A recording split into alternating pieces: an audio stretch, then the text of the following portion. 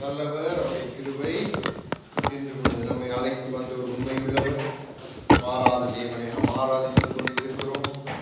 நம்மை இன்று வரை ஜீவனோடு வைத்தோடைய சமூகத்திலே அழைத்து வந்தவர் நல்லவராகவே இருக்கிறார். அவர் நம்மை மறப்பது இல்லை, நம்மை தள்ளுவது இல்லை என்ற வார்த்தை சொல்லுகிறபடியே நம்மை நடத்தி கொண்டிருக்கிற ஆண்டவருக்கு நன்றி சொல்லி எப்பொழுதும் நம்முடைய நினைவாக இருக்கிற தேவன் என்று அவரை குறித்து வேதம் நமக்கு சொல்லும். அந்த தேவனைத்தான் நாம் ஆராதித்துக் கொண்டிருக்கிறோம். அப்போ இந்த நாளிலும் நாம் பார்க்க போகிற காரியம் என்ன? இன்றைக்கு அநேக இடருண்டு போறதற்கு என்ன காரணம் என்று சொன்னால், இன்றைக்கு கிறிஸ்தவ உலகத்தில் நீங்க கிறிஸ்தவ பிள்ளைகளை மாத்திரமல்ல, உலகத்திலும் அநேக தற்கொலை நாடி ஓடுகிறது. தற்கொலை தங்களை ஒப்புக் கொடுக்கிறதுக்கெல்லாம் காரணம் என்னென்றால், அவர்களை சுற்றி இருக்கிற உபத்திரவங்கள். அந்த உபத்திரவங்களுக்கு அவங்களுக்கு பதில் தெரியாத பொழுது அவங்க தங்களை மாய்த்துக் கொள்கிறார்கள், தங்களை கொன்று தங்களுடைய ஆத்மாவை, சரீரத்தை அழித்துக் கொள்கிறார்கள். ஆனால் நாம் கிறிஸ்துவுக்குள்ளே இருக்கிற நமக்கு உபத்திரவம் அவசியமா? அந்த உபத்திரவத்தின் நிமித்தம் தேவன் நமக்கு என்ன செய்ய விரும்புகிறார் என்பதை நாம் புரிந்து கொண்டால், நமக்கு வருகிற பாடுகள், உபத்திரவங்களே நாம் ஒரு நாளும் அசைக்கப்படுவதில்லை. ஒரு நாளும் நாம் சோர்ந்து போக மாட்டோம். அதை குறித்து பெரிதாக நாம் நினைத்து நாம் துக்கப்படவும் மாட்டோம். என்னோட வார்த்தை அதை சொல்லுகிறது. இன்றைக்கு நமக்கு உபத்திரம் அவசியமா?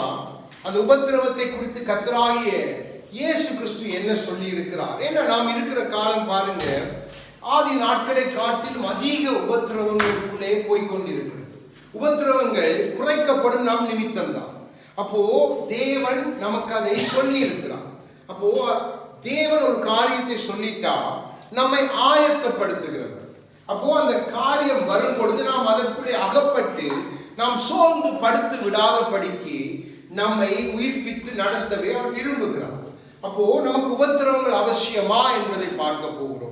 அந்த உபத்திரவத்துக்குள்ள இருந்த சில நபர்களை, நமக்கு அநேக கதாபாத்திரங்களை தெரியும், சிலரை விசேஷமாய் பார்த்து தேவன் அவர்களுடைய வாழ்க்கையில எப்படி கிரியை செய்தார் என்பதைத்தான் பார்க்க போறோம். பார்த்து தேவன் நமக்கு சொல்லுகிற ஆலோசனை என்ன, இந்த உபத்திரவத்துக்கு பின்பாக தேவன் வைத்திருக்கிற காரியம் என்ன என்பதை நானும் நீங்களும் நன்றாய் புரிந்து கொண்டால் நம்முடைய இதயம் ஒரு நாளும் சோர்ந்து போகாது. நம்முடைய உள்ளம் எப்பொழுதும் அவர் மேலே வாஞ்சையாயிருக்கும். ஏண்டா அவர் நம்மை நோக்கி பார்த்து கொண்டு இருக்கிறது மாத்திரமல்ல, நமக்குள் இருந்து நம்மை பார்க்கிறார், நமக்குள்ளே இருந்து நம்மை அறிகிறார்.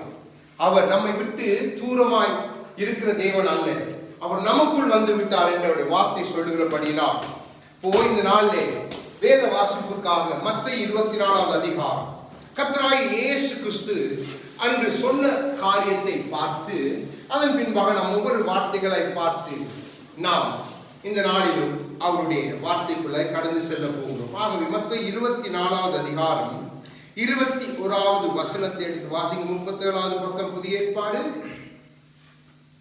ஏனெனில் உலகம் உண்டானது முதல் இதுவரைக்கும் சம்பவித்திராததும் இனிமேலும் சம்பவியாததுமான மிகுந்த உபத்திரவம் அப்பொழுது உண்டாயிருக்கும். ஆமென். எப்பொழுது உண்டாயிருக்கும்? தேவன் அப்பொழுது என்று சொல்லி எதிர்காலத்தை குறித்து பேசுகிறார். இங்கே தேவன் வந்து 2000 ஆண்டுகளுக்கு முன்பாக இதை சொல்லுகிறார். தான் இருந்த காலத்தை காட்டிலும் இனி வரப்போகிற காலத்திலே வாழ்கிற அவருடைய பிள்ளைகளுக்கு, ஏன் இந்த பூமிக்கு அநேக உபத்திரவங்கள் இருக்கும் என்று தேவன் தெளிவாய் சொல்லுகிறார். நான் உலகத்தை உண்டாக்கின பொழுது இல்லாத அளவுக்கு உபத்திரவங்கள் இனி வரப்போகிறது. அப்போ இந்த உபத்திரவத்தின் மத்தியில தான் தேவன் தம்முடைய பிள்ளைகளை வைத்து நடத்த விரும்புகிறார். ஏனென்று சொன்னால் அவைகள் சம்பவிக்கும். அடுத்த வசனம் 22 வாசிங்க. அதில் அவர் சொல்லுகிற காரியத்தை அந்நாட்கள் வாசிங்க. அந்நாட்கள் குறைக்கப்படாதிருந்தால் ஒருவனாகிலும் தப்பி போவதில்லை. தெரிந்து கொள்ளப்பட்டவர்களின் நிமித்தமோ அந்த நாட்கள் குறைக்கப்படும். ஆமென். தம்முடைய பிள்ளைகள் தாம் தெரிந்து கொண்டவர்கள் நிமித்தம்தான் அந்த உபத்திரவத்தின் நாட்களை தேவன் குறைக்கிறார். எத்தனை பெரிய ஆசீர்வாதமான வார்த்தை என்று எப்பொழுதாவது நீங்கள் சிந்தித்தது உண்டா? எவ்வளவு பெரிய ஒரு கிருபை அந்த இடத்துல தேவன் வைத்து பேசுகிறார் பாருங்க. அவருடைய பிள்ளைகளை நாம் தெரிந்து கொண்டது நிமித்தம் சொல்லுகிறார், உலகம் இதுவரைக்கும் காணாத உபத்திரவங்கள் வரப்போகுது. ஆனால் அந்த உபத்திரவத்திலும் நான் தெரிந்து கொண்டேன் பிள்ளைகள் நிமித்தம் அதிக உபத்திரவம் வராத படிக்க பிள்ளைகளை நான் அந்த காலத்திலே காப்பாற்றுவேன். அப்போ தேவன் இந்த காலத்தை குறித்து பேசிக் கொண்டிருக்கிறார். நமக்கு தெரியும், நாம் இருக்கிறது கடைசி மணித்துளி, கடைசி காலம், கடைசி நேரம். அப்போ அன்றைக்கு இருந்த தேவனுடைய ஒரே நினைப்பு நம்மை குறித்து இருந்தது. நன்றாய் விளங்கிக் கொள்ளுங்க. அன்றைக்கு அங்கே இருந்த ஜனங்களை மாத்திரம் அவர் பார்க்கவில்லை. இந்த 2000 ஆண்டுகளுக்கு பின்பாக தோன்ற போகிற என்னையும் உங்களை, அவருடைய இரத்தத்தால் மீட்கப்பட்ட என்னையும் உங்களையும் அவர் நினைச்சுத்தான் தேவன் இந்த காரியத்தை அங்கே பேசுகிறார். அப்பொழுது அந்நாட்களில், அப்போ நம்முடைய நாட்கள், நாம் இருக்கிற இந்த காலத்திலே உபத்திரவங்கள் வரும். ஆனால் அந்த உபத்திரவங்கள் தன் பிள்ளைகள் நிமித்தம் குறைக்கப்படும் என்றால், நீங்க இருக்கிற அந்த சூழ்நிலையிலே தேவன் உங்களோடு இருந்து உங்களை பாதுகாப்பார், உங்களை நடத்தும். அதன் நிமித்தம் உங்களோடு இருக்கிறவர்களும் தப்பிக்கொள்வார். அப்போ இதை நீங்க ஒரு நாள் மறக்க கூடாது. அப்போ உபத்திரவம் நமக்கு அவசியமா என்று கேட்டால் வேதத்தின் ஆதாரத்திலே அது அவசியமே. ஆகவேதான் சங்கீதக்காரன் சொல்லுகிறான். எடுத்து வாசிங்க 119வது சங்கீதம் 71வது வசனத்தை வாசிங்க. பழைய ஏற்பாடு. நான் உபத்திரவப்பட்டது எனக்கு நல்லது, அதனால் உமது பிரமாணங்களை கற்றுக்கொள்கிறேன். அப்போ இப்படிப்பட்ட உபத்திரவ காலங்களுக்கு அங்கே சங்கீதக்காரன் நம்முடைய காலத்துக்கு முன்பாக இயேசு கிறிஸ்துவின் காலத்துக்கு முன்பாக வாழ்ந்த சங்கீதக்காரன் ஊடாக ஆவியானவர் திருவுளம் பட்டுகிறார். நீங்க உபத்திரவம் பட்டுவதுதான் நல்லது. அதை நன்மையா எண்ணி பாருங்க. அதை தீமையா எண்ணினா நீங்க தோற்று போவீங்க. அதில் எப்படி நீங்க அதை நன்மையா மாற்ற முடியும் என்றால், என் பிரமாணங்கள், என் வார்த்தைகளை நீங்க கற்றுக்கொள்ள முடியும். அப்போ நமக்கு வருகிற எல்லா விதமான உபத்திரவங்களுக்கு பின்பாய் தேவனுடைய நமக்கு போதிக்கிற, நமக்கு கற்றுக் கொடுக்கிற ஒரு இதயம் இருக்கிறது என்பதை நானும் நீங்களும் மறக்க கூடாது. இதை அநேகர் மறந்துவிட்டபடினால்தான் இன்றைக்கு கிறிஸ்தவ உலகமும் இந்த காரியத்திலே அசட்டை பண்ணி, கொஞ்சம் உபத்திரம் வந்துட்டு சொன்னாலே அசைக்கப்பட்டு போறாங்க.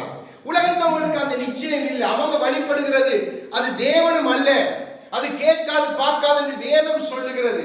அப்போ அவங்களுக்கு உபத்திரம் வரும் பொழுது என்ன செய்வதுன்னு தெரியாது, தங்களை மாய்த்துக் கொள்கிறார்கள்.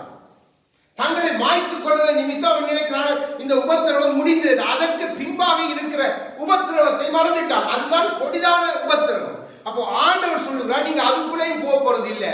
இந்த பூமியில வர்ற உபத்திரவத்தை நான் உங்கள் நிமித்தம் ஒரு கிருபையை கொடுப்பேன், உங்கள் நிமித்தம் அதை குறைப்பேன். அப்போ உபத்திரவம் அவசியமே. என்னையும் உங்களையும் அவர் அந்த பாதையில நடத்தினார். எல்லாரையும் நன்றாய் தெரிந்து கொள்ளுங்க, அதிகமாய் அந்த பாதையில எல்லாரையும் நடத்த மாட்டார். ஒவ்வொருத்தருக்கு ஒவ்வொரு விதமான காரியங்களை வைத்து கற்றுக் கொடுத்து நடத்தி தேவன் எங்களோடு இருந்து எங்களை நடத்துவார். இப்ப நம்ம ஒரு நாளும் அதை மறக்க கூடாது.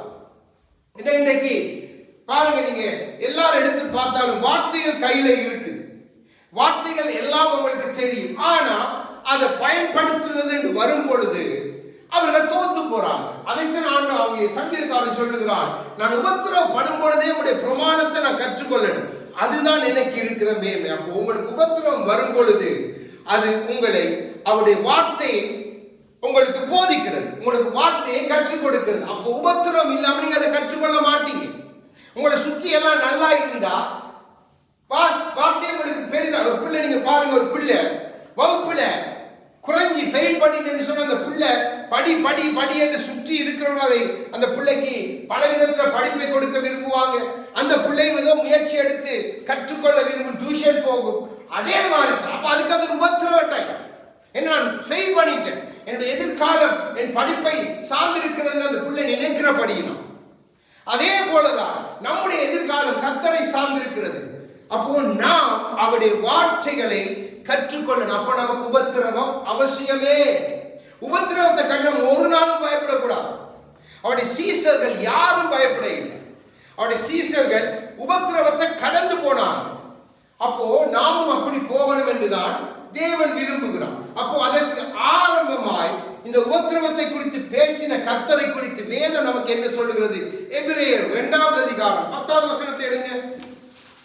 புதிய ஏற்பாடு 298வது பக்கம். தமக்காகவும் தம்மோடையும் சகலத்தையும் உண்டாக்கினவர் அநேகம் பிள்ளைகளை மகிமையில் கொண்டு வந்து சேர்க்கையில் அவர்களுடைய ரட்சிப்பின் அதிபதியை உபத்திரவங்களினாலே பூரணப்படுத்துகிறது அவருக்கு ஏற்றதா இருந்தது. அப்போ உபத்திரவத்தினால் தம் குமாரனை பூரணப்படுத்த வந்தால் தேவன் நம்மை பூரணப்படுத்த விரும்புகிறார். அந்த உபத்திரவத்துல தான் உங்களுக்கு ஒரு பூரணத்தை தேவனால் கொண்டு வர முடியும். அப்பதான் உங்களுக்கு அதுல இருக்கிற தாற்பயம், அதுல இருக்கிற கடினம் விளங்கும். அப்பதான் நீங்க தேவனுக்கு எந்த சூழ்நிலையிலும் நீங்க கனி கொடுக்கலாம். இப்போ இன்னைக்கு பிரசங்கம் பண்ணி நான் ராஜா வீட்டு பிள்ளை, நான் அப்பாவின் பிள்ளை, நான் இப்படி இருப்பேன் அந்த கம்ஃபர்ட் ஜோனுக்குள்ள அந்த அந்த என்ன சொல்றது குளிர்காயம் அந்த அப்படிப்பட்ட சூழ்நிலைக்குள்ள தங்களை ஒப்பு கொடுத்தவங்களால இப்படிப்பட்ட உபத்திரவ காரியங்களை கற்றுக்கொள்ள முடியாது. அது வரும் பொழுது அவங்க முதலாவது தங்களுடைய ரட்சிப்பின் அதிபதியை பார்த்து தான் கேள்வி கேட்பாங்க, இயேசு கிறிஸ்துவை பார்த்து தான் கேள்வி கேட்பாங்க. ஆனா இந்த உபத்திரவத்தை கடந்து வந்தவங்க, இந்த உபத்திரவத்துக்குள்ள போனவங்களுக்கு ஒன்று தெரியும், இது தேவன் என்னை பூரணப்படுத்துகிறதற்கு எனக்கு இந்த வழியை வைத்திருக்கிறார் என்றால் நமக்கு இதுதான் வழி, வேறு வழியில் என்ற தன்னுடைய குமாரனை ஊடாகத்தான் நமக்கு ரட்சிப்பு. அவர்தான் ரட்சிப்பின் அதிபதி. அப்போ அவரை கொண்டு நமக்கு தேவன் கற்றுக் கொடுக்கிறார். அப்போ தேவன் நமக்கு உபத்திரவத்தை அனுமதிக்கும் பொழுதே அவரும் நம்மோடு தான் இருக்கிறார். எப்படி இருக்கிறார்? நமக்குள்ளே இருக்கிறார், வார்த்தையாய் இருக்கிறார், நமக்கு போதிப்பதற்கு ஆவியாய் இருக்கிறார். இந்த ரெண்டையும் நாம் மறக்கும் பொழுதுதான் நம்முடைய பூரணப்படுத்தல் தடைப்படுகிறது. நாம் நின்ற இடத்துல இருந்து பின்னோக்கி போய்விடுவோம். திருப்பியும் தேவன் நம்மை அந்த இடத்துக்கு அழைத்து வந்துதான் முன்னோக்கி நம்மை அழைத்து செல்ல முடியும். அப்போ திருப்பியும் அதே காரியத்தில் நமக்கு ஒரு உபத்திரவத்தை இல்லை, தேவன் அதே காரியத்தில் ஒரு காரியத்தை நமக்கு அனுமதித்து பார்ப்பார். என்ன பிள்ளையை பூரணப்படுத்தணும். இப்ப குமாரனுக்கு சிலுவைதான் பாதை, சிலுவைதான் வழி என்றார். அதுதான் அவர் போகணும். அதை விட்டு அவர் விலகி போக முடியாது. அந்த வழிக்குள்ள தான் தேவன் நடத்தினார். அப்படித்தான் எனக்கும் உங்களுக்கும் வைத்திருக்கிற அந்த மேன்மையை நாம் பார்க்க தேவன் சில வேளைகளில் சிலரை அதிகமாய் தான் பயன்படுத்த விரும்புகிற நபர்களை இப்படிப்பட்ட காரியங்களை நடத்துகிறார். அப்போ நாம் அதை ஒரு நாளும் மறக்க கூடாது. அப்போ இந்த வழியிலே நடந்த அவருடைய சீசன், அதிலே பிரதான அப்போஸ்தலர்கள், அதிலே நமக்காக தெரிந்து கொள்ளப்பட்ட பவுல், இதை குறித்து பவுலை கொண்டு ஆவியானவர் நமக்கு என்னத்தை எழுதி வைக்கிறார் என்ற காரியத்தை நாம் பார்க்கப்பட்ட பவுலுடைய அந்த காரியம் நம்மை உற்சாகப்படும். நாம் சோர்ந்து போக மாட்டோம். ஆகவே 2 கொரிந்தியர் முதலாவது அதிகாரம் 4 இருந்து 6 வரைக்கும் உள்ள வார்த்தைகளை வாசிங்க. 245வது பக்கம். தேவனால் எங்களுக்கு அருளப்படுகிற ஆறுதலினாலே இந்த உபத்திரவத்தில் ஆகிலும் அகப்படுகிறவர்களுக்கு நாங்கள் ஆறுதல் செய்ய திராணியுள்ளவர்கள் ஆகும்படி எங்களுக்கு வரும் சகல உபத்திரவங்களையும் அவரே எங்களுக்கு ஆறுதல் செய்ய. ஆமென், ஆமென். முதலாவது வார்த்தையிலே பவுல் தெளிவாக ஒரு காரியத்தை சொல்லுகிறார். எனக்கு உபத்திரவங்கள் வருகிறது நிமித்தம் தான் நான் உங்களை நீங்க எல்லாத்தையும் செய்ய திராணி உள்ளவர்களாய் மாற்ற முடியும். அப்போ அந்த உபத்திரவத்துக்கு நான் வந்தால்தான் எனக்கு உங்களுக்கு ஆறுதல் செய்ய முடியும். அந்த உபத்திரவத்திலே எனக்கு தேவன் ஆறுதல் செய்கிறபடினால் அந்த ஆறுதலை பெற்றுக்கொண்ட எனக்கு அந்த உபத்திரவத்திலே என்னோடு கூட நடந்து வருகிறவர்களை ஆறுதல் படுத்த முடியும் என்று பவுல் சொல்லுகிறார். அப்போ தேவன் நமக்கு எவ்வளவு தூரம் நம்மோடு இருக்கிறார் என்பதை நாம் புரிந்து கொள்ள.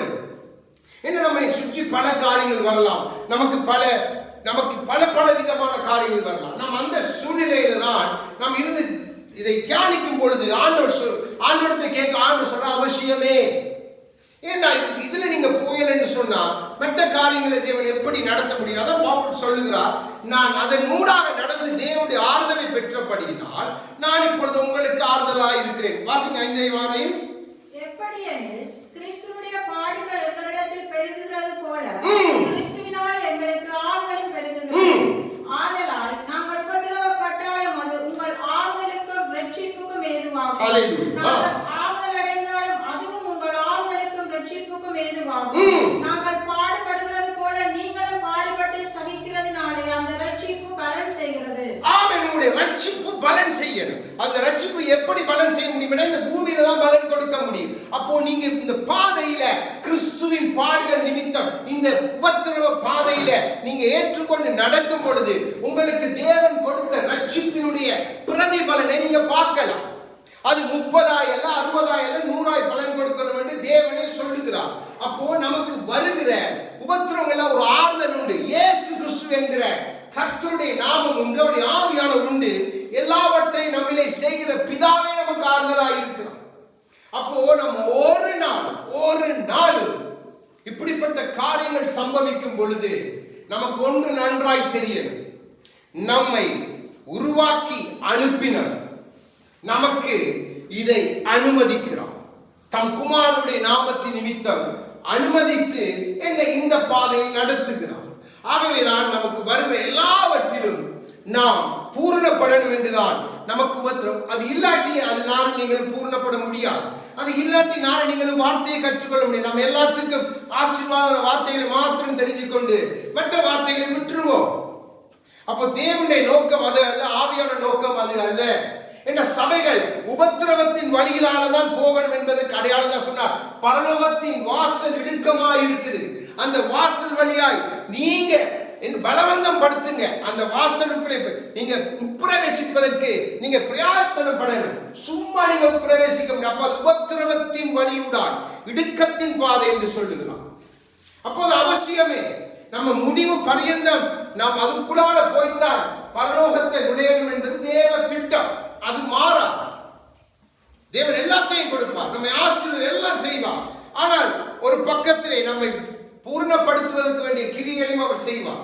அதை நாம் ஒரு நாளும் தவறாக என்ன பவுலை அழைத்த பொழுது அரண்மனை வாசி நினைத்ததை செய்வதற்கு அவனிடத்திலே ஆட்கள், அவனிடத்திலே என்னதான் ஒவ்வொரு குறைவும் இல்லை. பவுல் வந்த பொழுது இயேசு கிறிஸ்துவின் ஊழியத்தவன் சாதாரணமாக நினைத்து எப்படி வந்தார் என்று தெரியாது. நான் வாழ்ந்த வாழ்க்கை அப்படிப்பட்ட ஒரு உன்னதமான ராஜரிக வாழ்க்கை. சாப்பாட்டுக்கு குறைவில்லை, உடுப்புக்கு குறைவில்லை, பல பட்டங்களை பெற்றவன், பல அதிகாரங்களை கையில வைத்திருந்தவன், ரோம பிரஜை என்கிற இந்த இத்தாலி சிட்டிசனை கையில வச்சிருந்தவன், பிறப்பிலே எபிரேயனாய் பிறந்தவன், பரிசேயனாய் வாழ்ந்தவன். அவனே தன்னை குறித்து சொல்லுகிறான். அப்போ அந்த மனிதன் சொல்லுகிறான். இப்ப கிறிஸ்துக்குள்ள வந்த பிறகு தான் அவனுக்கு தெரியுது, ஓஹோ இது ஒரு பாதை. இந்த பாதையில தேவன் என்னை நடத்தினால்தான் நான் நிருபங்களை எழுத முடியும். நான் அப்பொழுது மற்றவர்களுக்கு ஆறுதலாய் இருக்க முடியும். இதுதான் தேவ திட்டம். அதுதான் உங்களுடைய ரட்சிப்பினுடைய பிரதிபலன். நீங்க ஆறுதலாய் இருக்கணும். நாம் தான் ஆறுதலாய் இருக்கணும். வெளியில இருக்கிறவர்களுக்கு, இன்னும் கிறிஸ்துக்குள்ள இருந்து கொண்டு இன்னும் சரியாய் வளராதவர்களுக்கு எல்லாம் ஆறுதலாய் இருக்கணும். அதுக்கு நீங்க ஒரு வழி, ஒரு பாதையை நீங்க கடந்தாத்தான் அந்த ஆறுதலை கொடுக்க முடியும். இல்லைன்னு சொன்னா நம்முடைய வழிகள் தடுமாறி போயிடும். பாருங்க, சங்கீதம் 22 24 வசனத்தை எடுத்து வாசிங்க. தேவன் என்ன சொல்லுகிறார் என்று பாருங்க. 22வது சங்கீதம் 24வது வசனத்தை வாசி பாருங்க. உபத்திரவப்பட்டவருடைய உபத்திரவத்தை அவர் அற்பமா எண்ணாமலும், அல்லேலூயா, அனுபவிக்காமலும், அவருடைய முகத்தை அவனுக்கு மறைக்காமலும் இருந்து நம்மை நோக்கி அவர் கூப்பிடுகையில் அவனை கேட்டருளினார். ஆமென். அதுதான் அவருக்கு வேண்டும். உபத்திரவம் வரும் பொழுது நீங்க அவரை நோக்கி அண்டிக் கொள்ளணும், அவரை கூப்பிடணும்.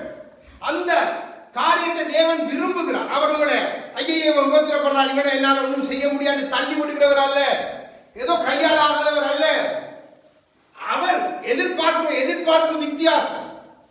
ஆகவேதான் நாம் அந்த சரியான பாதையிலே நாம் டிராவல் பண்ண, பிரயாணம் பண்ண முடியாதபடினால்தான் நாம் தடுமாறுகிறது. அப்போ அந்த உபத்திரவத்தின் வழியிலே அவர் பார்க்கிறார். என் மகன் என்னை நோக்கி கூப்பிடட்டும். நிச்சயமாய் அதை அவர் அற்பமாய் எண்ண போகிறவரும் அல்ல, அதை அருவருக்கிறவரும் அல்ல. உலகம் அருவருக்கும், உலகம் அற்பமாய் எண்ணும். எப்ப பாரு கிறிஸ்து கிறிஸ்து என்றுதான் பேசுறாங்க. ஆனா இங்கே காரியம் பாரு, கஷ்டமும் தரித்திரமும் வேலை இல்லை, அது இல்லை என்றுதான் உலகம் பேசும். அது உலகத்தின் பார்வை. ஆனா தேவன் நமக்கு சொல்லுகிற பாதை வித்தியாசம். அதை நானே அனுமதிக்கிறேன், அதை நானே செய்கிறேன். உன்னை பூரணப்படுத்த, உனக்கு கற்றுக் கொடுக்க, நீ என்னோடு இன்னும் நெருங்கி சேர. அப்போ நமக்கு அது இல்லைன்னு சொல்ல, நமக்கு எல்லாம் நல்லா இருக்குது, நமக்கு கை நிறைய பணம் இருக்குது, எல்லாம் வீட்டு நிறைய பொருள் இருக்குது, எல்லாம் நேரத்துக்கு நம்ம விரும்பினா செய்ய வேண்டாம். உலகத்தார் பாருங்க, அப்படி இருக்கிற பணக்காரருடைய அவங்களுக்கு தெரியாது. அவங்க தங்கட வழியில போய் தங்கட காரியங்களை செய்யறாங்க, மிருகத்தை போல என்று வேதமே சொல்லுகிறது. ஆனா நமக்கு அது இல்லை வழி. நமக்கு உன்னதமான பாதை உண்டு, உன்னதமான வாசஸ்தலம். நம்ம அற்பமானதுக்கு நாம் போராடுகிறதை காட்டிலும் அந்த உன்னதமான கர்த்தருக்காக நாம் வாழ்ற வாழ்க்கை தான் நம்மை பூரணப்படுத்தும். அந்த வாழ்க்கை லேசல்ல. அந்த வாழ்க்கை நிமித்தம் உங்களுக்கு நிச்சயமாக விபத்து அது அவசியம் என்று வேதமும் நமக்கு சொல்லுகிறது.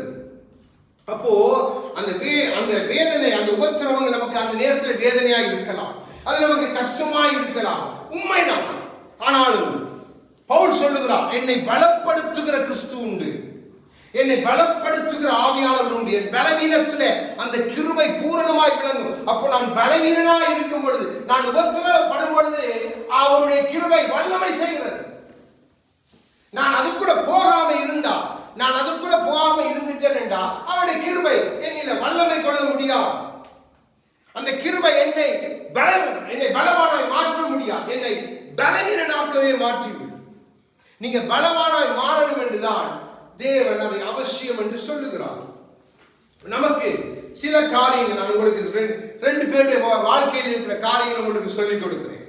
ஒன்று, முதலாவது எரேமியாவின் புத்தகம் எடுங்க. எரேமியா 38வது அதிகாரம்.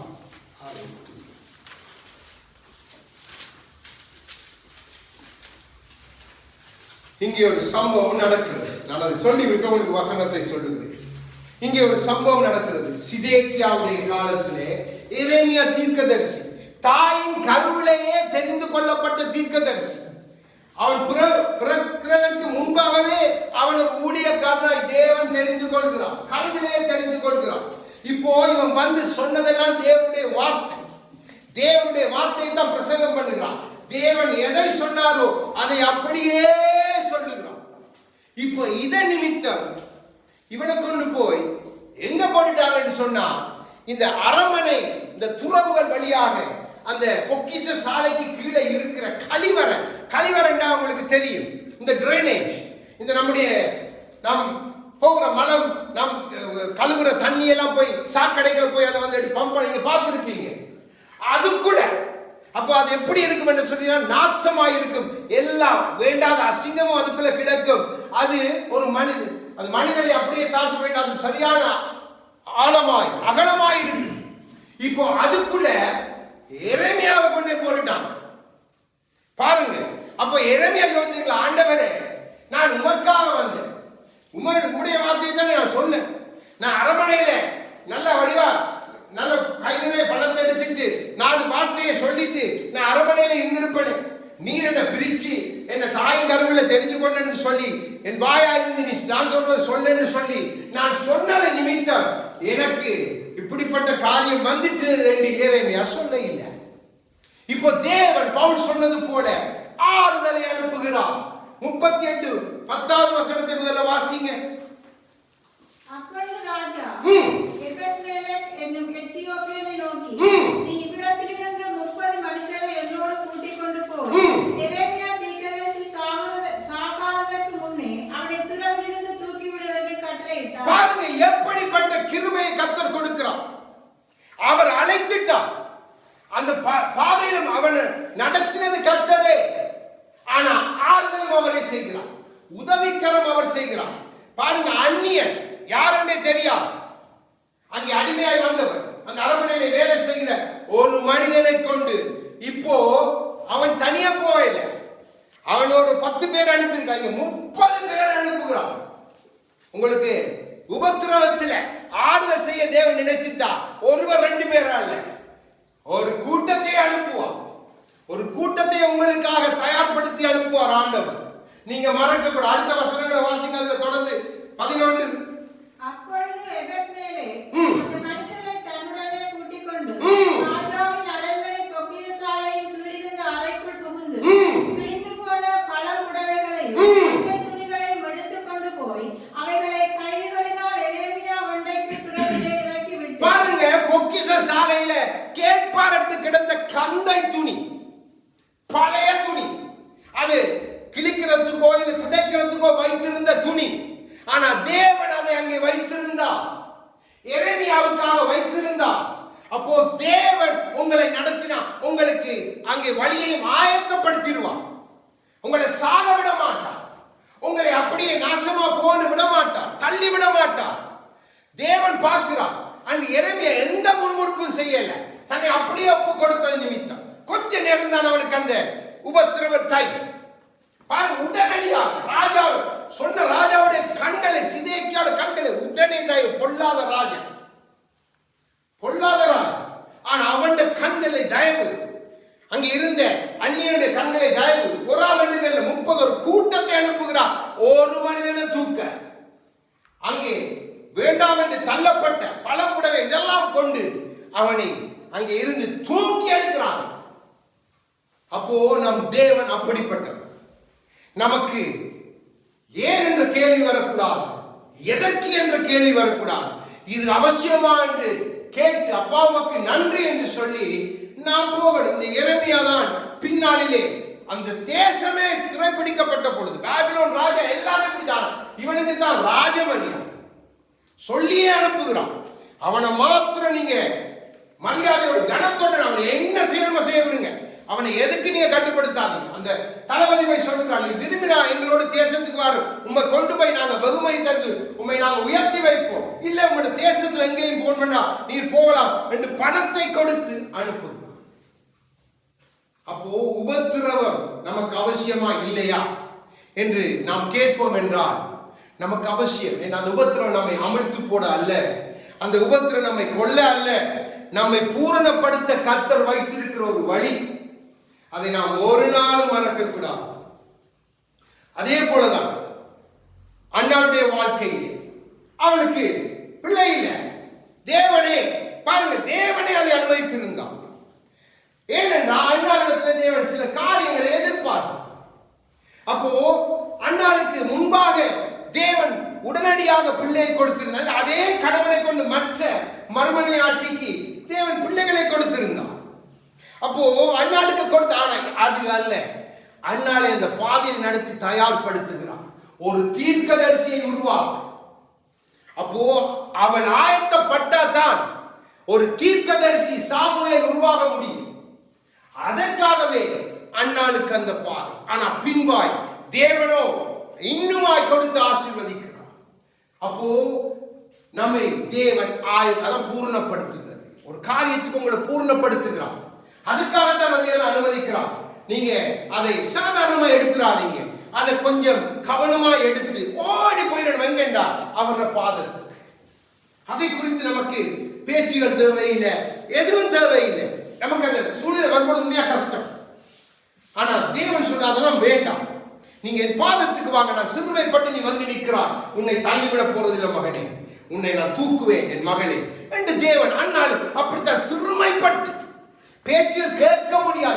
நானே பலட்சியமாயிட்டேன் ஆண்டவரே, நான் பலட்சியமானேன், இந்த வார்த்தையை கேட்டு கேட்டு பலட்சியமானேன், ஆனா என் கொம்பை உயர்த்தினேன் என்று சொல்லி அங்கே அண்ணாள் சொல்லுகிறார்.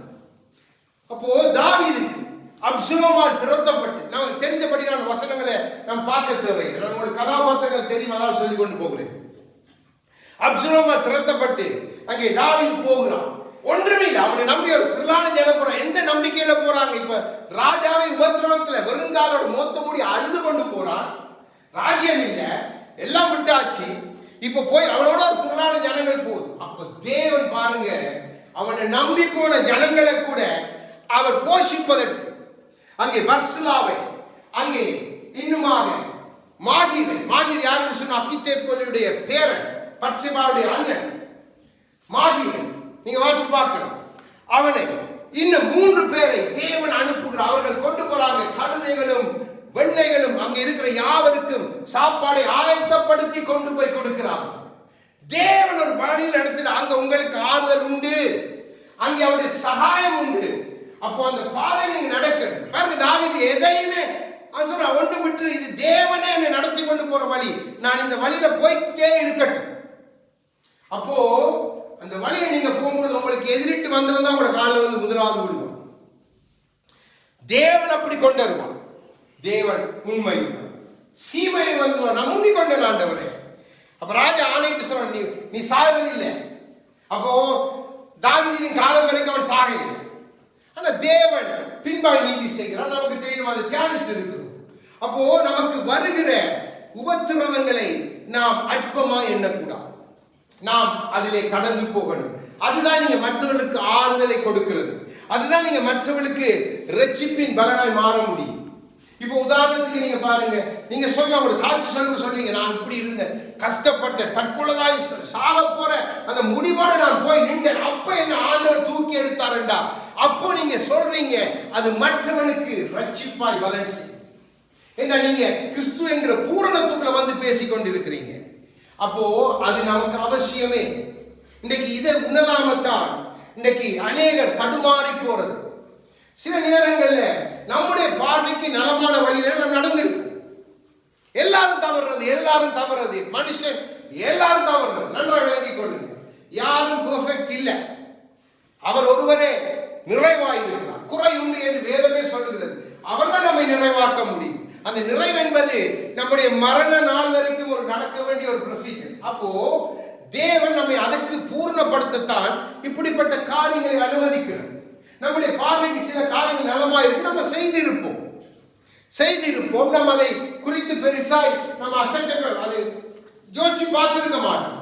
அப்போ தேவன் அது அவருடைய பார்வைக்கு அது சரியில்லை, பிள்ளை இந்த பாதையில போயிட்டால் இவனை சரிப்படுத்தணும் வேண்டாம். தேவன் ஒரு காரியத்தை அனுமதித்து பார்ப்பான்.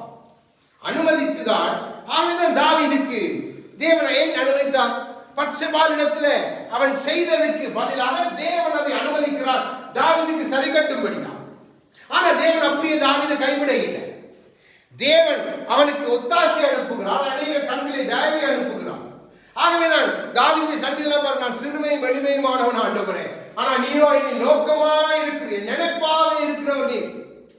இதை நாங்க மறக்க கூடாது. இந்த காரியத்தை ஒரு நாளும் மறக்க கூடாது. மறக்காம இருந்துட்டோம் என்று சொன்னா நம்முடைய வாழ்க்கை அவருக்குள்ள மேன்மையாய் காணப்படும்.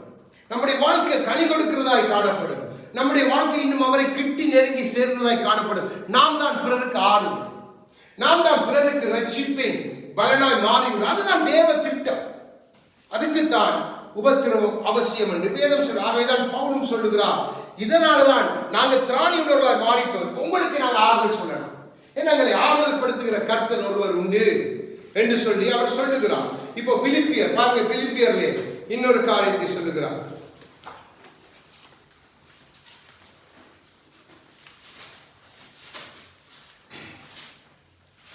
முதலாவது அதிகாரம் பிலிப்பியர் 270வது பக்கம் 13 இருந்து 18 வரைக்கும் உள்ள காரியத்தை வாசிங்க. இப்ப பவுல் சொல்லுகிறார், அரண்மனை எங்கும் உள்ளவர்களுக்கும் மற்ற யாவருக்கும் என் கட்டுக்கள் கிறிஸ்துவுக்குள்ளான கட்டுக்கள் என்று வெளியரங்கமாகி, சகோதரரில் அநேகர் என் கட்டுக்களாலே கர்த்தருக்குள் திடம் கொண்டு பயமில்லாமல் திருவசனத்தை சொல்லும்படி அதிகமாய் துணிந்திருக்கிறார்கள். சிலர் பொறாமையினாலும் விரோதத்தினாலும், சிலர் நன்மனதினாலும் கிறிஸ்துவை பிரசங்கிக்கிறார்கள். சிலர் என் கட்டுக்களோட உபத்திரவத்தையும் கூட நினைத்து சுத்த மனதோடு கிறிஸ்துவை அறிவியாமல் விரோதத்தினாலே அறிவிக்கிறார்கள். சுவிசேஷத்துக்காக நான் உத்தரவு சொல்ல ஏற்படுத்தப்பட்டவன் என்று அறிந்து சிலர் அன்பினாலே அறிவிக்கிறார்கள். இதனால் வஞ்சகத்தினாலாவது உண்மையினாலாவது எப்படியாவது கிறிஸ்து அறிவிக்கப்படுகிறார். அதனால் சந்தோஷப்படுகிறேன், இன்னமும் சந்தோஷப்படுகிறேன். பவுலுடைய நீங்க இந்த மன நிறைவை நீங்க பார்க்க இதுல அழகாக சொல்லுகிறார். பாருங்க, அரண்மனையில கட்டப்பட்டிருக்க எல்லாரும் பார்க்கிறாங்க, ஓஹோ இவன் பெரிய ஊழியக்காரன், இவனை பாதிக்கும் பெரியவனை கொண்டு தேவன் பெரிய காரியம் செய்தார், அப்படி செய்த இப்ப கட்டப்பட்டிருக்காண்டு எத்தனையோ நிந்தைகள் வந்திருக்கும், எத்தனையோ அவமான பேச்சுகள் வந்திருக்கும். அதான் சொல்லுகிறார், எல்லாருக்கும் முன்பாய் வெளியரங்கமாய் நான் கட்டப்பட்டு இங்க சிறைக்குள்ள இருக்கிறேன். அங்க சிறைக்குள்ள இருந்தா இந்த நிருபத்தை எழுதுகிறார் அவர். அப்போ அவர் சொல்லுகிறார், என்ன சொல்லுகிறார், இந்த கட்டுகளால கர்த்தருக்குள்ள திடம் கொண்டு பயமில்லாமல் திருவசனத்தை சொல்லும்படி அதிகமாய் துணிகிறார். இப்போ அங்க இருந்து பவுல் என்ன செய்யறார், கட்டப்பட்டாலும் அந்த சூழ்நிலையை அவர் எப்படி மாத்திட்டாருன்னா கிறிஸ்துவுக்குரியதை மாற்றினபடியினாலே அவர் திடமாய் தேவனுடைய அந்த ரட்சிப்பை குறித்த பலனை கொடுத்தபடியினால் அநேகர் அங்கே ரட்சிக்கப்படுறாங்க. அநேகருடைய வாழ்க்கை மாறிக்கொண்டு இருக்குது. இதை பார்த்து சில பொறாமையினால் பவுலை கொண்டு ஆண்டவர் பவுலை கொண்டு மட்டும்தான் எப்படி செய்ய, பவுலை கொண்டு செய்யணும், அப்படி செய்ய கதைச்சு பொறாமையில இப்படிதான் கதைப்பாங்க. நம்ம குறித்தும் கதைப்பாங்க, சொல்லாத கதைப்பாங்க, சொன்னதை கதைப்பாங்க, இன்னும் வேண்டாத சேர்த்தும் கதைப்பாங்க. கவலையே படாதீங்க. பாருங்க, பவுலுக்கு அனுமதிக்கிறான் ஆண்டவர் கதைக்க, அவன் காது பட கேட்கிறான். அவன் எழுதி வைக்கிறான், அழகா எழுத. சிலர் பொறாமையினாலும் விரோதத்தினாலும், சிலர் நல்மனதினாலும் கிறிஸ்துவ. அப்போ பொறாமையிலையும் பிரசங்கிப்பாங்க, விரோதத்தாலும் பிரசங்கிப்பாங்க. ஆனா அவன் சொல்லுகிறான், நல்லது, கிறிஸ்துவுடைய நாமம் மகிமைப்படணும், அவருடைய நாமம் பிரசங்கிக்கப்படணும், அது முக்கியம். அப்போ எனக்கு வர்ற உபத்திரவத்தை என் கட்டுகளுக்குள்ள இன்னும் உபத்திரவத்தை கொடுவேன், சுற்றிலும் இந்த ஆணினாலே போடப்பட்ட விலங்குகளை போட்டுருக்காங்க, கால்களை கட்டி இருக்கிறாங்க. ஏதோ வைத்தான் இந்த ஒருத்தரத்தை கூட்டினாலும் எனக்கு ஒன்று தெரியும், ஆறுதல் செய்கிறவர் உண்டு, என்னை விடுவிக்கிறவர் உண்டு. அவனுடைய கட்டுகள் அறந்தது, அவருடைய கட்டுகள் அறந்து அநேகர் அந்த இடத்திலே அந்த சிறைச்சாலை அதிகாரியே அங்கே அவன் குடும்பமே ரசிக்கப்பட்டதை நாம் பார்க்கிறோம். அப்போ இது அற்பமா? என்ன ஆண்டவரை நீரெல்லாம் அழைத்து பெரிய காரியங்களை சொல்லி அழைத்து ராஜாக்களுக்கு முன்னுக்கு நிப்பாட்டுவன், உன்னை அங்க கொண்டே நிப்பாட்டுவன், நீ என் நாமத்தின் நிமித்தம் ரோமல போய் சாட்சி கொடுப்பா, 7000 பேரை நான் அமைச்சிருக்கிற பெரிய பெரிய திட்டமெல்லாம் தந்துட்டு என்ன கொண்டு சிறைச்சாலைக்குள்ள இப்படி இருட்டுல இப்பயாவது லைட் வெளிச்சமெல்லாம் இருக்கு, சிறைச்சாலைக்குள்ள கொஞ்சமாவது அப்ப இருட்டு விளக்குத்தான் மரத்தண்டில ஊதி விட்டா அடங்கிடும். பிறகு அதுக்குள்ள பூச்சி இப்படி நல்ல தரையும் இல்லை, என்ன வருதோ தெரியா, பாம்பு வருதோ பூச்சி, அப்படிப்பட்ட சூழ்நிலை, சாப்பாடு இல்லை. ஆனா பவுல பாருங்க, அது அவன் அற்பமா என்ன இல்லை, அது அற்பமா என்ன இந்த நிருபமே இல்லை. நாம் அப்படிப்பட்ட சூழ்நிலைக்கு நம்மை தேவன் அனுமதித்திருந்தால் நாம் ஒரு தவறான சாட்சியாய் மாறிடும். பவுல் நல்ல சாட்சியாய் மாறினபடினால்தான் இன்றைக்கு பவுலை குறித்து நாம் பேசுகிறோம். பவுலை கொண்டு தேவன் நிருபங்களை எழுதினப்போ உங்களை கொண்டு தேவன் தன் திட்டங்களை செய்யணும், உங்களை கொண்டு காரியம் செய்ய வேண்டாம், உங்களுக்கு உபத்திரவங்கள் உண்டு, அதுதான் உங்களை பூர்ணப்படுத்த முடியும். ஏன் அவர் நாமம் அப்பதான் மகிமைப்படுத்த முடியும், இல்லைன்னா இல்லை. பாருங்க, அவருடைய நாமம் அப்பதான் ரட்சிப்பாய் மாறும், அதுதான் தேவ நாமத்துக்கு மகிமை. அதுக்கு உங்களை அவர் நடத்த விரும்புகிறார். அப்போ நமக்கு வருகிற உபத்திரவங்களை நாம நல்ல மனதோட பவுல மாதிரி இல்லை எரேமியாவை மாதிரி, அந்த நாட்டில் பாருங்க கிட்டத்தட்ட எரேமியான காலம் 3500 வருஷங்களுக்கு முன்னால் என்ன சூழ்நிலை, இன்றைய காட்டி நம்ம இன்னைக்கு எல்லா வசதியோடு இருக்கு. அந்த நாட்களில் இப்படிப்பட்ட சப்பாத்துகள் இருந்துச்சா? இல்லை. அந்த நாட்களில் இப்படிப்பட்ட உடைகள் இருந்துச்சு? இல்லை. தண்ணிக்குள்ள நாத்தத்துக்குள்ள எவ்வளவு செப்டிக் அதுக்குரிய மெடிசின்ஸ் இருந்துச்சா நமக்கு தெரியாது, எத்தனை காரியங்கள். ஆனா தேவன் ஒன்றும் அவனை தீண்ட விடவே இல்லை. அப்படித்தான் பவுலை ஆணி குத்தி இருந்தா யோசிச்சு பாருங்க, மரணம் வரும். நம்முடைய ஊர்ல எல்லாம் ஆணி கிழிச்சா அது கடலாணியான்னு பார்த்து போய் இன்ஜெக்ஷன் அடிப்பாங்க. பவுல் எந்த இன்ஜெக்ஷன் அடிக்கவர்? யோசிச்சு பாருங்க. அப்போ நாம் நமக்கு தேவன் நியமித்த காலத்தை நாம் நன்றாய் புரிந்து கொள்ளணும். நம்ம அந்த காலத்துல தேவன் வைத்திருக்கிறார், அதற்காக அநேகரை பயன்படுத்தி நம்ம இந்த காலத்துக்குள்ளே கொண்டு வந்து நம்மை வார்த்தையை கொண்டு பலப்படுத்துகிறார். அப்ப நம்ம ஒரு நாளும் சோர்ந்து போகவே கூடாது. சோர்ந்து போயிட்டோம் என்று சொன்னால் நம்மை அவரால் பூரணப்படுத்த முடியாது. அவர் துக்கப்படுவார், அவர் மிகவும் துக்கப்படுவார். இயேசு கிறிஸ்து மாத்திரம் சோர்ந்து போயிருந்தால் மனுக்குலத்துக்கு ரட்சிப்பே இல்லை. பவுல் சோர்ந்து போயிருந்தால் நிருபங்கள் இல்லை, இப்படிப்பட்ட ரகசியங்கள் இல்லை. பேதுரு சோர்ந்து போயிருந்தா அவனை குறித்த சாட்சி இல்லை. யோவான் சோர்ந்து போயிருந்தா நமக்கு வெளிப்படுத்தின விசேஷம் என்ற ஒரு காரியமே இல்லை. யோசிச்சு பாருங்க, நாம் எங்கே நிற்கிறோம், எதை விரும்புகிறோம். நம்ம ஒரு கம்ஃபர்ட் ஜோனுக்குள்ள, அதாவது என்ன சொல்றது, எல்லாமே நல்ல ரம்மியமா இருக்கிற ஒரு சூழ்நிலைக்குள்ள. ஆனா பவுல் சொல்லுது, நான் கட்டப்பட்டிருக்கிறேன், 4வது அதிகாரம் சொல்ல நான் நல்லா சந்தோஷமா இருக்கிறேன், ஏன்னா கிறிஸ்துக்குள்ள சந்தோஷமா இருக்கிறேன். இதுதான் நமக்கு வேணும், இதுதான் வேணும். இந்த ஆண்டவர் நம்மை திடப்படுத்துகிறவர், ஆண்டவர் நம்மை அப்படியே விடுகிறவர் அல்ல. பாருங்க, ஆண்டவர் சொன்ன யோவான் 16வது அதிகாரம் 33வது வசனம், 2 வசனத்தை ஒரு வசனத்தை பார்த்து முடிக்க போகும். இல்லடி ஆண்டவர் இந்த வசனத்தை சொல்ல வேண்டிய அவசியமே இல்லை. யோவான் 16:33 எடுத்து வாசிங்க. 153வது பக்கம் 52 கடைசி வசனம் 33. என்னிடத்தில் உங்களுக்கு சமாதானம் உண்டாயிருக்கும் பொருட்டு இவைகளை உங்களுக்கு சொன்னேன். உலகத்தில் உங்களுக்கு உபத்திரவம் உண்டு, ஆனாலும் திடங்கொள்ளுங்கள், நான் உலகத்தை ஜெயித்தேன். ஆமென். ஆண்டவரே சொல்லிட்டார், உபத்திரவம் உண்டு, ஆனா திடங்கொள்ளுங்கள். ஆறுதல் நான், உங்களை நடத்துறது நான். அப்போ நம்ம இதுக்குள்ளதான் வந்து இருக்கிறோம். உண்மையான எந்த கிறிஸ்துவை நேசிக்கிறோம் அந்த கிறிஸ்தவன், எந்த கிறிஸ்துவ உண்மையை நேசிக்கிறவனுக்கு இதெல்லாம் சந்தோஷம், இதெல்லாம் மகிழ்ச்சி, இதெல்லாம் அவனுக்கு துதி, இதெல்லாம் அவனுக்கு ஜீவன், இதெல்லாம் அதான் பவுலே சொல்ற, சாவே எனக்கு ஜீவனே. என்ன கொண்டு தலையை வெட்டினாங்க, ஆனா ஜீவனா மாறிட்டு. பேதுரு கொண்டு தலைகளை அறிஞ்சாங்க, அது அவனுக்கு ஜீவனா மாறிட்டு. யோசிச்சு பாருங்க, யாக்கோபு கொண்டு வெட்டினாங்க, இன்னும் அவருடைய சீசன்ல கொண்டு பிளந்தாங்க, தோலை உரிச்சு போட்டு அவன் அப்படியே தொங்க விட்டான். என்ன நிலைமை சொல்லுங்க, நம்ம தோலை உரிச்சு அப்படியெல்லாம் செய்தாலும் அவங்க அந்த காரியங்கள் எல்லாம் ஜெயித்து இன்னைக்கு கிறிஸ்துவோட இருக்கிறாங்க, கிறிஸ்துவோட வரப்போறாங்க. தேவன் சொல்ல, இந்த அளவுக்கு உங்களுக்கு நான் கொடுக்க போறது இல்லை. என்ன பவுலே சொல்லுகிறார், கொரிந்தியர் 2 வாட்சி பார்க்கணும். உங்கள் நிமித்தம் நாங்கள் அடிக்கப்படுகிறார்கள், எந்நேரமும் மரணத்துக்கு ஏதோ ஒப்பு கொடுக்கப்பட்டது, ஆனாலும் எங்களுக்குள்ள மரணம் கிரி செய்தாலும் உங்களுக்குள்ள அது ஜீவனுக்கு ஏதுவா இருக்குது. அதைத்தான் தேவன் நம்மிடத்தில் எதிர்பார்க்கிறோம். நாம் பயப்படக்கூடாது. எத்தனை சாட்சிகளை பார்க்கிறோம், எத்தனை காரியங்களை பார்க்கிறோம். கிறிஸ்துவ பார்த்துட்டாலே போது, நமக்காய் சிலுவையில் மரித்தவர், நம்மை அதுக்குள்ள விட போறது இல்லை. ஆனா சொல்றேன், உங்களுக்கு நிச்சயமா உபத்திரவம், நானா திடம் கொள்ளுங்க, திடப்படுத்துகிறவர், உபத்திரவத்தில் உங்களை திடப்படுத்துகிறவர். அதுக்கு தான் திடம் கொள்ளுங்க என்று சொல்லுகிறான். நான் உங்களை திடப்படுத்துவேன். உபத்திரவம் ஒரு மனிதனை திடப்படுத்தும், ஒரு மனுஷியை திடப்படுத்தும். அது கிறிஸ்துக்குள்ளே அவங்க வேறொன்றை செய்யும். ஒரு நாளும் மறக்கக்கூடாது. நமக்கு முன்பா இத்தனை கதாபாத்திரங்கள், எத்தனை பேர் இருக்கிறாங்க. இதுல இன்னொரு காரியத்தை நாம் பார்க்க போகிறோம். 16வது அதிகாரம் 21 வாசிங்க, 152வது பக்கம். ஸ்திரியானவளுக்கு பிரசவ காலம் வந்திருக்கும் போது அவள் துக்கம் அடைகிறாள். பெற்றவுடனே ஒரு மனுஷன் உலகத்திலே பிறந்தவன் என்கிற சந்தோஷத்தினால் அப்புறம் உபத்திரவத்தை நினையாள். 22 வாசிங்க. ஹல்லேலூயா. அதுபோல நீங்களும் இப்பொழுது துக்கம் அடைந்திருக்கிறீர்கள். நான் மறுபடியும் உங்களை காண்பேன், அப்பொழுது உங்கள் இருதயம் சந்தோஷப்படும்.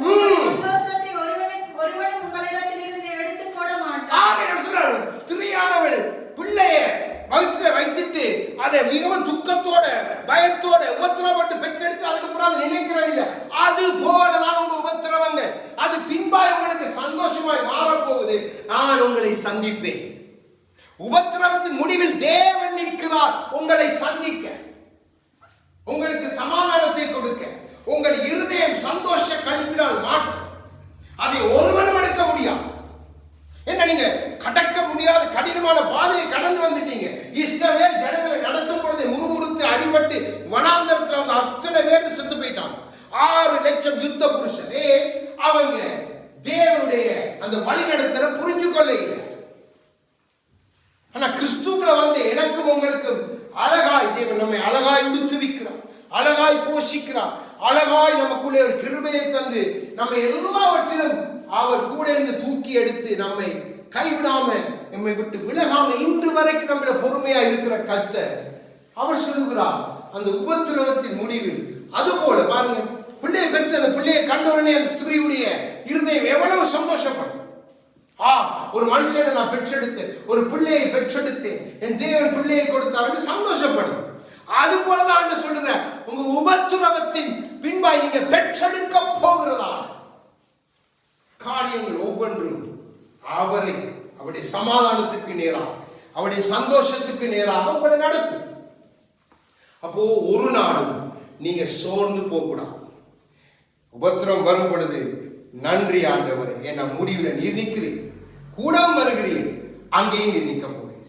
அப்போ இதுதான் நமக்கு ஜெயம். இதை நம்ம ஒரு நாளும் மறக்க கூடாது. காலையில் ஒரு சாட்சி ஒன்றை பார்த்தேன்.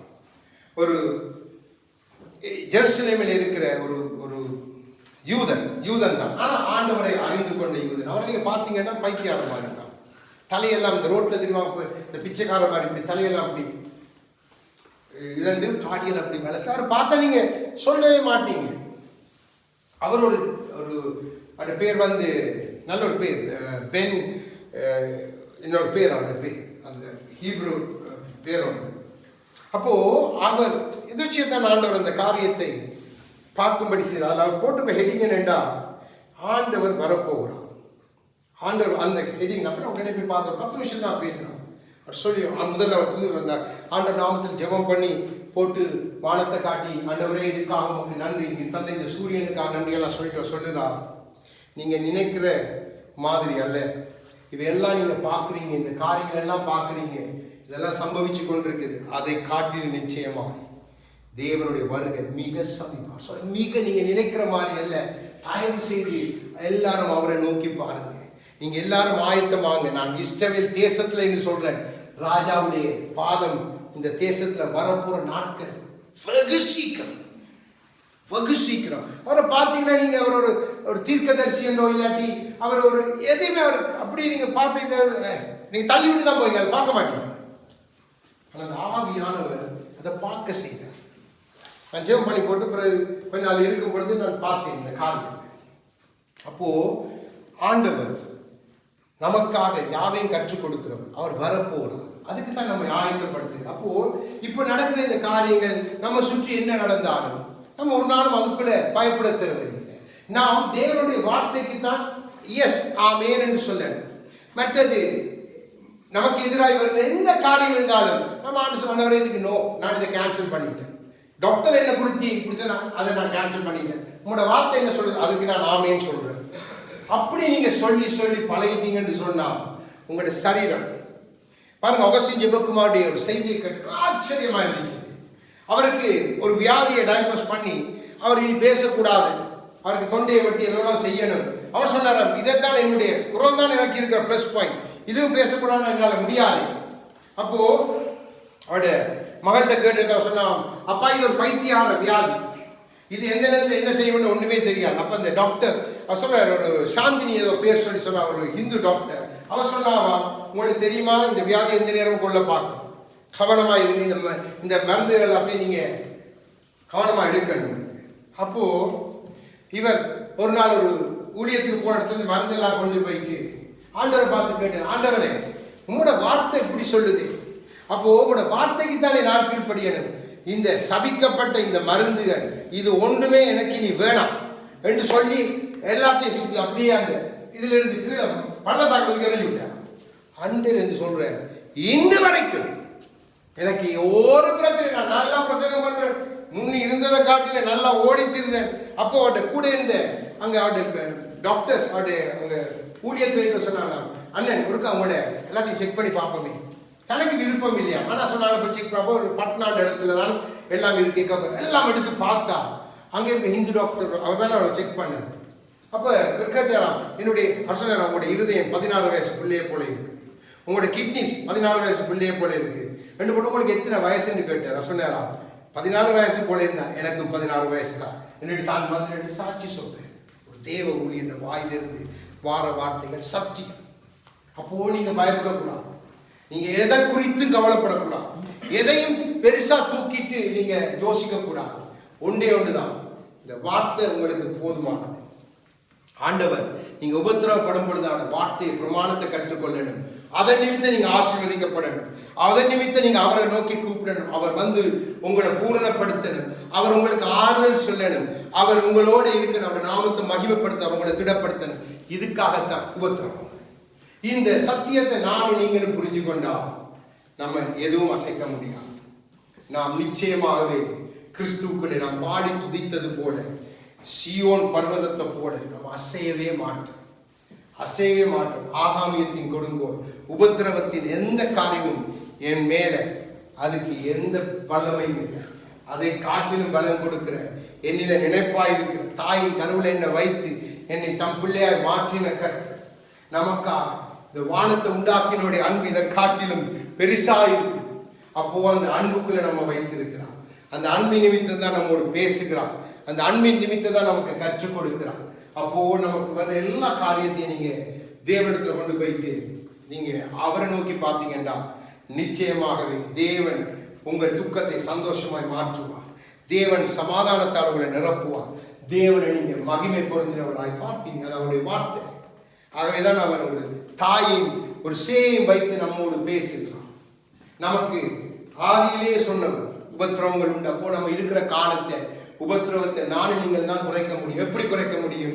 அப்பாவோட நம்முடைய உறவு, அவருக்காக நம்ம படுகிற பாடு, நம்ம தான் மற்றவர்களுக்கு ஆறுதல், நம்ம தான் மற்றவர்களுக்கு ரட்சிப்பு, நம்ம தான் மற்றவர்களுக்கு சுகம், நம்ம தான் மற்றவர்களுக்கு ஞானம் வேண்டாம். அது தேவ சித்தம்.